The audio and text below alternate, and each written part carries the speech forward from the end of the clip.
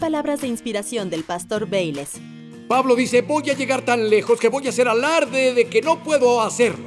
Que el problema es muy grande para mí, muy alto, muy amplio, muy complejo. Voy a alardear que no puedo, porque cuando yo no puedo, Él puede. Y su fuerza tiene el poder máximo en mi debilidad. Hola, soy Bayless Conley. En la vida todos enfrentamos incertidumbre, ya sean problemas financieros, valles relacionales, una crisis de salud, o solo intentamos descubrir nuestro propósito. Una cosa es segura: Dios te ve, Él te ama, y no importa lo que estés enfrentando, Él tiene las respuestas.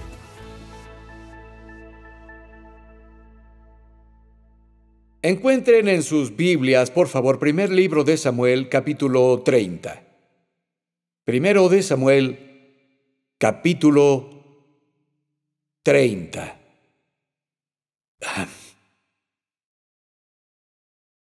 Creo que Dios tiene cosas muy buenas este año para nosotros como familia de la iglesia, para nosotros como individuos, pero es importante tener expectativa y que lo busquemos a Él y esperemos cosas buenas de Él. Tal vez nos perdemos de mucho por nuestras actitudes, que no somos receptivos y no esperamos al buscar a Dios. Hablaremos un poco de eso antes de terminar hoy. Pero comenzaremos en Primero de Samuel, capítulo 30. Tenemos la historia de David, quien estaba huyendo, por así decirlo, del rey Saúl. Saúl intentaba matarlo y ahora David, con un grupo de hombres, se quedó en la tierra de los filisteos, en una ciudad llamada Siclag. Y David y sus hombres salían periódicamente en campañas a pelear contra los enemigos de Israel. Y ese día regresaron después de estar fuera, y a la distancia vieron humo, y estoy seguro de que uno de ellos dijo, parece que eso viene de casa. Se apresuraron y llegaron ahí para descubrir que la ciudad donde vivían había sido totalmente saqueada y quemada del todo, y todos sus seres queridos, esposas e hijos, habían sido secuestrados y llevados como esclavos por un grupo de amaselitas. Debieron estar devastados. Y retomamos la historia. Quiero leer un versículo en particular, primero de Samuel capítulo 30 y versículo 6. Dice, y David se angustió mucho porque el pueblo hablaba de apedrearlo, pues todo el pueblo estaba en amargura de alma, cada uno por sus hijos, por sus hijas. Mas David se fortaleció en el Señor, su Dios. Dice que todos lloraron hasta que ya no pudieron llorar más, y todos se volvieron a David. Lo acusaron injustamente de ser responsable. Entonces David no solo perdió todo lo que tenía, no solo era responsable de esos hombres y ahora sus familias perdidas, pero sus esposas no estaban, sus hijos no estaban y querían apedrearlo, lo culpaban a él por todos los problemas. Y dice, David se fortaleció en el Señor. Otras traducciones dicen, encontró fuerza en el Señor, o sintió que el Señor le daba fuerza, o que sacó fuerza del Señor. Estaba perplejo, estaba cansado. Ellos lo culparon injustamente, sentía dolor. ¿Cómo encontró él fuerza? En Isaías 41:10, Dios dice, yo soy quien te esfuerzo. David tomó la fuerza de Dios. La pregunta es, ¿cómo? Tal vez recordó sus victorias pasadas, tal vez oró, tal vez adoró, tal vez consideró el carácter fiel de Dios o la fuerza de las promesas de Dios. No nos dicen qué hizo específicamente, solo que en un tiempo crítico, encontró fuerza. Y quiero decirles hoy, ustedes pueden, escuchen, ustedes pueden tomar fuerza de Dios. El Salmo 29:11 dice, el Señor fortalece a su pueblo. En el Salmo 46, versículo 1 dice, Dios es nuestro amparo y fortaleza, nuestro pronto auxilio en las tribulaciones. Ya sea que necesites fuerza espiritual, fuerza emocional, fuerza material, fuerza física, Dios la tiene y ustedes pueden tomarla. Quiero compartirles 4 cosas simples que los ayudarán a tomar la fuerza de Dios en cualquier época que estén, incluso en medio de una crisis ahora, incluso si sienten dolor, están perplejos y fueron acusados injustamente. Tal vez los lanzaron a las circunstancias más allá de su control. Dios tiene fuerza para ti. Número 1, este es el lanzamiento. Aquí comenzamos. Debemos admitir nuestra necesidad de la fuerza de Dios. Debemos admitirlo. Muchas veces Dios nos quiere alcanzar, pero en nuestro orgullo intentamos hacer todo solos. Aún recuerdo a Harrison, mi hijo mayor, era pequeño, y dije, hijo, saca los botes de basura. Sabía que ambos botes estaban completamente llenos y eran pesados, y sabía que él no tenía la habilidad ni la fuerza de sacar esos botes hasta la banqueta. Dijo, claro, y salió, comenzó a tirar de un bote, no podía mover el bote. Dije, déjame ayudarte, hijo, nunca lo olvidaré. Dijo, no, yo lo haré. Era un niñito, no, yo lo haré. No podía. Lo jalaba y lo jalaba y lo jalaba. Pasaron unos 30 segundos y dije, hijo, déjame ayudarte. Tomé la otra asa y básicamente lo saqué a la banqueta mientras él colgaba de la otra asa. Él no estaba moviendo nada, pero se movía bajo mi dirección y me di cuenta, cuando le pedí que lo hiciera, que iba a requerir de mi fuerza para poder hacerlo. Y muchas veces Dios nos instruye, Dios nos guía a hacer cosas sabiendo que no podemos lograrlo sin recurrir a su fuerza. Y terminamos confiando en la fuerza de la carne o nos guiamos por nuestro entendimiento, en lugar de confiar en Él. Y Dios quiere que confiemos en Él. Para comenzar, debemos admitir nuestra necesidad. Acompáñenme a 2 de Corintios, por favor, capítulo 12. Aquí Pablo escribió sobre cómo había orado para ser liberado de un mensajero de Satanás. Y esa palabra mensajero, la traducción es ángel en todo el Nuevo Testamento. Había un ángel caído, un espíritu demoníaco, si quieren, que envió Satanás. Lo envió para sacudirlo y acosarlo. Y Pablo oró por liberación y el Señor le respondió. Quiero que vean el versículo 9 de 2 de Corintios, capítulo 12. Dice, Él me dijo, te basta con mi gracia, pues mi poder se perfecciona en la debilidad. Se manifiesta por completo en tu debilidad. Por lo tanto, gustosamente haré más bien alarde de mis debilidades para que permanezca sobre mí el poder de Cristo. Por eso me regocijo en debilidades, insultos, privaciones, persecuciones y dificultades que sufro por Cristo. Porque cuando soy débil, entonces soy fuerte. Pablo fue más allá de solo admitir su necesidad de la fuerza de Dios. Llegó al punto de decir, hago alarde de mis debilidades. Y la palabra literalmente significa inhabilidad para producir resultados. Pablo dice, voy a llegar tan lejos que voy a hacer alarde de que no puedo hacerlo, que el problema es muy grande para mí, muy alto, muy amplio, muy complejo. Voy a alardear que no puedo, porque cuando yo no puedo, Él puede. Y su fuerza tiene su poder máximo en mi debilidad. Tenía un amigo llamado Howard. Era muy influyente al inicio de mi vida de creyente, y Howard y su esposa se encargaron de una pequeña iglesia rural en el norte de California. De recién casados, Janet y yo fuimos a visitarlos. Nos aparecimos un día, no les avisamos que iríamos desde, creo que era Oregon. Así que condujimos y los encontramos ahí, pasamos el día con ellos y recuerdo que caminaba por esa calle de grava con Howard y comenzó a contarme algunos de los problemas que tenían. Habían tenido una división, era una iglesia muy pequeña para comenzar. La iglesia se dividió, había una pelea en la iglesia y él tenía que luchar con problemas muy serios, condiciones físicas en su cuerpo, batallando con una enfermedad. Y nunca lo olvidaré, mientras caminábamos por la calle, compartía esas cosas conmigo. Yo estaba preocupado y Howard me volteó a ver y se golpeó en el pecho.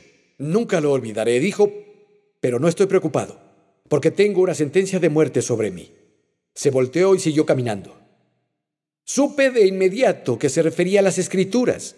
Dijo, escucha, es más de lo que puedo soportar, es más de lo que sé hacer, pero confío en Dios. No estoy viendo mi fuerza, tengo una sentencia de muerte sobre mí, pero confío en el que resucita a los muertos. Fue una admisión de su necesidad. Dios, no puedo, pero tú puedes. Para algunos de ustedes esta noche ese es el primer paso que dar.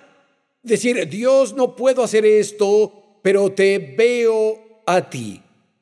No significa que no hagas nada. Muy rara vez la fe es inactiva. Lo que nos lleva al siguiente paso. ¿Listos? Entra a la palabra. Número 1, admite tu necesidad. Número 2, entra a la palabra. Salmo 119, versículo 28. Dice, se deshace mi alma de ansiedad. Susténtame según tu palabra. El principal lugar donde encontrarán la fuerza de Dios es en su palabra. Juan escribió en 1 de Juan 2:14, les he escrito a ustedes, jóvenes, porque son fuertes y la palabra de Dios permanece en ustedes. Vayan conmigo a otro lugar, por favor, en el libro de Josué, el 6º libro de la Biblia, Josué capítulo 1, y Moisés acababa de morir. Josué ahora tenía la responsabilidad de llevar a Israel a la tierra prometida. Pasaron 40 años en el desierto, toda una generación murió ahí y no lograron llegar. De hecho, el mismo Moisés, el que era el líder más importante, si quieren, falló también al entrar a la tierra prometida. Y Josué miró atrás, Dios realizó varias cosas milagrosas y maravillosas, y también miró atrás a una historia de fracasos. Su tutor no logró entrar a la tierra prometida. Toda la generación con la que creció murió en el desierto. Todos fracasaron en entrar a la tierra prometida. Es una responsabilidad abrumadora y un trabajo que Josué tenía, y era su turno de intentarlo. Vayan conmigo, por favor, a ver lo que el Señor le dijo, comenzando en el versículo 6, Josué capítulo 1. Esfuérzate, escuchen, esfuérzate. Esfuérzate y sé valiente, porque tú repatriarás a este pueblo por heredar la tierra de la cual juré a sus padres que le daría a ellos. Solamente esfuérzate y sé muy valiente para cuidar de hacer conforme a toda ley que mi siervo Moisés te mandó. No te apartes de ella, ni a diestra ni a siniestra, para que seas prosperado en todo. Este libro de la ley nunca se apartará de tu boca, sino que meditarás en él de día y de noche, para que guardes y hagas conforme a todo lo que en él está escrito, porque entonces harás prosperar tu camino y todo te saldrá bien. Mira que te mando que te esfuerces y seas valiente. No temas ni desmayes, porque el Señor tu Dios estará contigo en donde quiera que vayas. 3 veces le dijo, esfuérzate, y no podemos separar eso de las instrucciones de Dios. Josué, este libro de la ley, mi palabra, no se aparte de tu boca, pero tienes que meditar en ella día y noche. Y meditar significa reflexionar la palabra, significa darle vueltas y vueltas en la mente. La palabra hebrea traducida a meditar, es más que eso. Literalmente lleva el pensamiento de susurrar o murmurar para ti mismo una y otra vez. Dios dijo: Josué, no dejes que la palabra se aparte de tu boca. Debes hablarla y reflexionar en ella y pensar en ella y leerla y recitártela a ti mismo, hablarla una y otra vez. Entonces, tu camino será próspero, entonces tendrás el éxito. Verán, la palabra de Dios es sobrenatural. Jesús dijo que sus palabras son espíritu y vida. El apóstol Pablo dijo que este libro es inspirado por Dios y la fuerza de Dios viene a nosotros al leerlo, al reflexionarlo. Algunos de nosotros, cuando lleguemos al cielo, vamos a darnos cuenta de que pudimos haber tenido mucho más, sido usados de una manera mucho más grande, pero nos separamos de tener un romance con la palabra de Dios. Nos costó caro y lo sabremos hasta que entremos a la tierra de gloria. Les digo que es una increíble fuente de fuerza. Es como la fe llega a nuestras vidas. Algunos de ustedes, tal vez igual que yo, al crecer recuerdan las caricaturas de Popeye y en general creo que era Brutus el gran enemigo de Popeye, y ellos peleaban y Brutus le ganaba a Popeye hasta que comía ¿qué? Espinacas. Y de pronto obtenía la fuerza y le ganaba. Amigo, la palabra de Dios es tus espinacas. Si te alimentas de la palabra de Dios, te dará la fuerza de Dios. Amigo, la palabra de Dios es comida y fuerza para tu espíritu. La fuerza de Dios vendrá a ti al alimentarte de la palabra de Dios. Ya que la meditaste y actuaste en ella, notaron que en el versículo 8 dice: escucha, no dejes que la palabra se aparte de tu boca, medita en ella día y noche para que lo hagas. No es solo que te llenes con la palabra y digas: esto está muy bien, esto es maravilloso. No, al meditarla, la iluminación viene para poder hacer. Una vez que la meditamos, que ya pasaste tiempo en ella y actuaste, llegamos a nuestro tercer paso, y es esperar en Dios.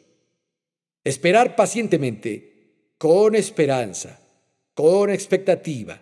Al hacerlo, más fuerza divina llegará a nosotros. Encuentren otros versículos conmigo, por favor, Isaías capítulo 40. Y este capítulo empieza con las profecías sobre Juan el Bautista. Y hay profecías sobre Jesús. Luego avanza y habla sobre el gran poder de Dios, sobre las naciones y sobre las personas del mundo, incluso sobre el universo creado. Luego llegamos al versículo 28 de Isaías 40 y hace la pregunta: ¿no has sabido, no has oído que el Dios eterno, el Señor, el cual creó los confines de la tierra, no desfallece ni se fatiga, y su entendimiento no hay quien lo alcance? Él da esfuerzo al cansado y multiplica las fuerzas al que no tiene ningunas. ¿De acuerdo? ¿Cómo lo hace? Lean más, versículo 30. Los muchachos se fatigan y se cansan, los jóvenes flaquean y caen, pero los que esperan al Señor tendrán nuevas fuerzas, levantarán alas como águilas, correrán y no se cansarán, caminarán y no se fatigarán. Los que esperan en el Señor serán renovados. Renovar significa intercambiar. Ellos intercambian la debilidad por su fuerza. Y significa esperar con expectativa, esperando que Dios actúe. La fuerza nos llega mientras nosotros esperamos. Y me encanta que habló de tener alas como águilas. Esa analogía que usa. Paso mucho tiempo en el agua y hay gaviotas por todos lados, y pienso que algunas gaviotas tienen el cerebro del tamaño de un grano de arena. Son tan avaras y las miras y se pelean entre ellas por las migajas más insignificantes y te graznan y pelean, graznan y pelean. Ellas incluso siguen a los pelícanos. Los pelícanos se sumergen en un cardumen de pescados y en cuanto el pelícano entra al agua hay como 3 o 4 gaviotas que intentan robarle todos los peces del pico. Pero siempre que veo que eso pasa, hay algo que nunca he visto. En la isla de Catalina hay al menos 2 pares de águilas que viven ahí, hasta donde sé. Y tienen sus nidos en lo alto de los acantilados de Catalina. Puedes estar anclando en la bahía y silba. De inmediato el águila mira, tomas un pescado y lo lanzas. El águila deja su perca y viene, toma el pescado con las garras. Y hay gaviotas alrededor. Y las gaviotas dejan en paz al águila. Esa águila se lleva el pescado a su perca, se sienta ahí a comer. La imagen de majestad, la imagen de fuerza. La idea es que si esperas en Dios, todas esas cosas que te están acosando, que perturban tu mente, que te están graznando y distrayendo, tú te elevarás sobre esas cosas, amigo, en la fuerza de Dios. Su fuerza viene cuando nosotros esperamos. Entonces, haces lo que sabes hacer. Oraste la promesa, actuaste según eso al máximo de tu habilidad. Ahora relájate y deja que Dios sea Dios. Al esperar, Él te fortalecerá. Escuchen estos versículos, Salmo 27, versículos 13 y 14. Hubiera yo desmayado si no creyese que veré la bondad del Señor en la tierra de los vivientes. Aguarda al Señor, esfuérzate y aliéntese tu corazón. Sí, espera al Señor. Amigo, conocerás la fuerza de Dios si esperas. Y la cosa final que quiero compartirles es que debemos elegir regocijarnos. Debemos elegir regocijarnos. Voy a citarles un versículo de Nehemías, 8º capítulo. Nehemías estaba leyendo las Escrituras al pueblo de Dios. Habían tropezado tanto y estaban tan alejados de Dios y sin oír la palabra de Dios por mucho tiempo. Y hubo personas que los estaban ayudando a entender qué significaba. Nehemías y los presentes llevaban entendimiento a las personas sobre lo que Dios requiere. Las personas en masa comenzaron a llorar al darse cuenta de lo mucho que habían fallado y lo mucho que se habían alejado de Dios. En medio del pueblo que llora, esto es lo que Jeremías les dijo, o más bien Nehemías les dijo, en Nehemías 8:10. Luego les dijo, vayan, coman grosuras y beban vino dulce, y envíen porciones a los que no tienen nada preparado, porque día santo es a nuestro Señor. No se entristezcan, porque el gozo del Señor es su fuerza. El gozo del Señor es su fuerza. El gozo del Señor es tu fuerza. El gozo del Señor es tu fuerza. Pero debemos elegir alegrarnos. ¿Ven una porción más de Escrituras conmigo? Habacuc, capítulo 3 y versículo 17. Dice, aunque la higuera no florezca, ni en las vides haya frutos, aunque falte el producto del olivo, y los labrados no den mantenimiento, y las ovejas sean quitadas de la majada, y no haya vacas en los corrales, con todo yo me alegraré en el Señor, y me gozaré en el Dios de mi salvación. El Señor Dios es mi fortaleza, el cual hace mis pies como de ciervas, y en mis alturas me hace andar. Piensen en esto. Lo escribieron para personas que vivían en una sociedad agraria. Todo nuestro sustento, todo lo que buscamos para cubrir nuestras necesidades, alimentar a nuestras familias, se perdió.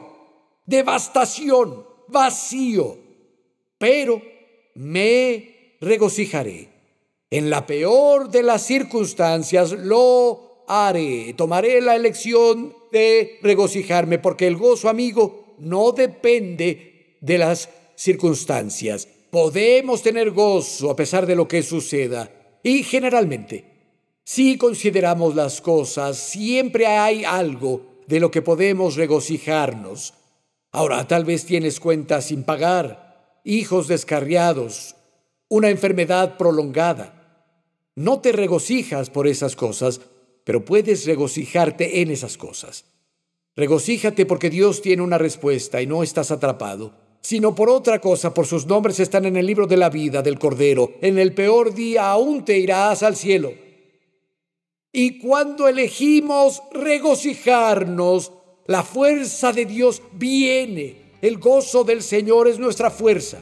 Isaías 64, versículo 5, dice: Dios encontrará al que se regocija.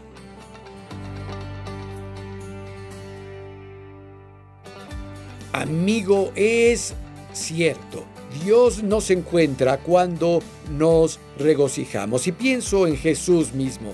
Es el más grande ejemplo de esto. Si piensas en Jesús y los discípulos en la última cena, ellos terminaron de cenar. Él sabía lo que venía, él sabía que hay un reino que vendrá, él sabía que hay una resurrección, pero en medio de eso, sabía que habría sufrimiento y ridículo y tortura y muerte. Y conocía a sus discípulos. Sabía que uno lo traicionaría, uno lo negaría, uno dudaría de él, y todos los discípulos iban a ser cortados y huirían, iban a abandonarlo. ¿Y qué dicen las Escrituras que hicieron Jesús y sus discípulos?